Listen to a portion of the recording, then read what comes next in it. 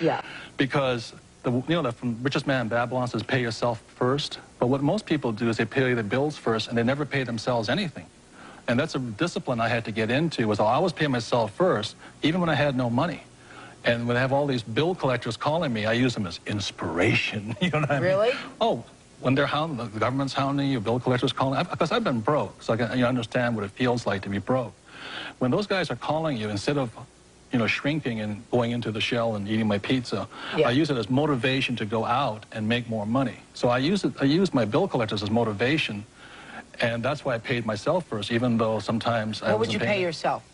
I always bought assets. I'd buy a house, or I'd put money in the bank and things like this. But it was just a habit. Exactly what you're talking about. It's up here. It's about changing the way you think. That's what the whole book is about. That's it. Because we're our biggest asset, we're also our biggest liability.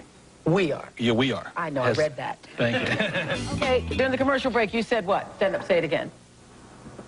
You say that you can pay yourself first, pay your bills second, but if you do that, you still can't afford to buy a house. Say you bought a house.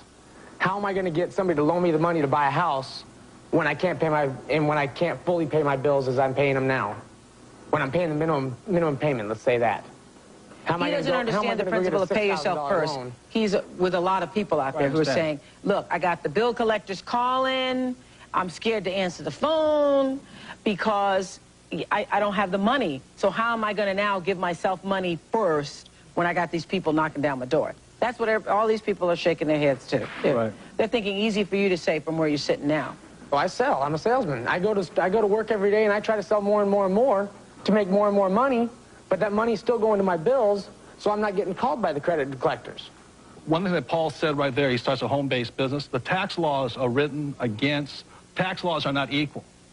And if you want, what I'm saying is got to get educated here. So the tax laws are not equal. So if you're an employee and you work harder and harder, the government's going to take 50% no matter what. So by being a business owner, which is Paul did, he has tax advantages that the middle class and poor do not have. The taxes are the biggest expense in your life as a salesman. The more money you make, the more the government takes. So get control of your taxes first by setting up a home-based business. Take that tax savings now, pay down debt, and buy more assets in the real estate. And you said, well, I've got credit problems. I'm not going to be able to get a loan. Find a motivated seller. Find owner financing. There's all kinds of opportunities out there. Most of society, though, will watch this show and then they'll go back to just sitting at home at night. You really have to change what you're doing in your life. If you're not happy where you're at financially, you've got to do something drastically.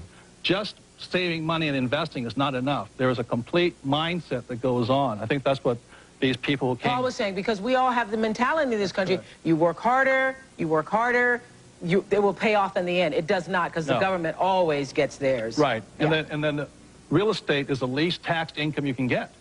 So when my wife and I were struggling, we saved $6,000. We bought that house.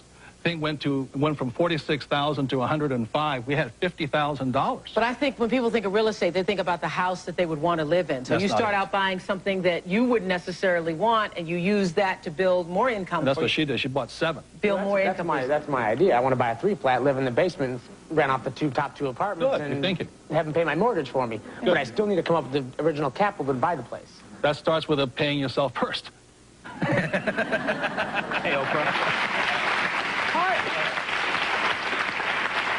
See, that's what people should be teaching in school, because I swear to you, we've all been taught be responsible, pay your bills first so that the people don't, call you or not harassing you and so forth. What were you going to say, Paul? I would say I was doing with the real estate what Robert's talking about, but for $300, I set up a home-based business. Anybody in this room can do that, and you're going to save money on your taxes, number one, while you're generating income on your business. Once you've got that income coming in, you can do all the real estate that you want then. So it's really just getting out there and looking at the different opportunities. $300 investment, can't beat it.